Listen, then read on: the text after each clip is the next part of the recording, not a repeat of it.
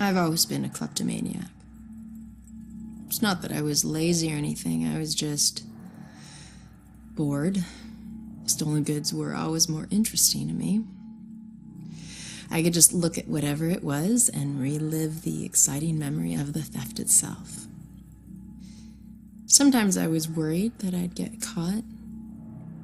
Other times I was riding an adrenaline rush.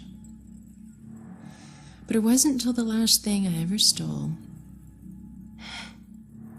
that I truly felt afraid.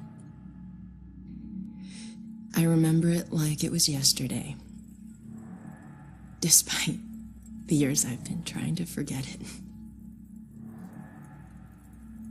My friends and I snuck into a graveyard to drink a few beers like we normally did on a boring weeknight. We headed for our usual spot, an old run-down mausoleum. Only this time it was locked. It seemed someone had finally taken an interest in the dead guy it belonged to and didn't appreciate us partying there. So we split up and went looking for a new place.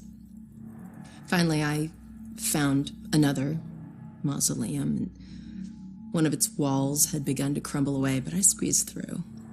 The inside looked the same as all the others, except for one thing.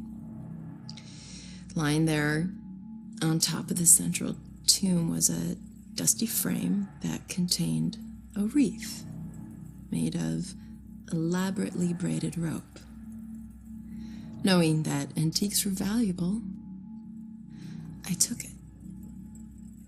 I figured I'd wait a week before selling it in case anyone reported it stolen. So when I got home, I hid it at the top of my closet and went to sleep. That night, I had horrible nightmares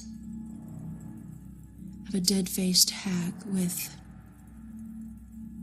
rotting flesh. No matter how many times I woke up, she always found her way back into my dreams. Over the next few days, the nightmares got worse.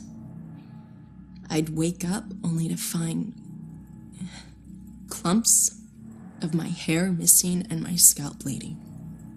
I chalked it up to stress and feelings of guilt about stealing from the graveyard. So the next day I went to a pawn shop to sell the wreath and be done with it. I could feel a shiver run down my spine when the pawnbroker informed me that the wreath wasn't made from rope at all.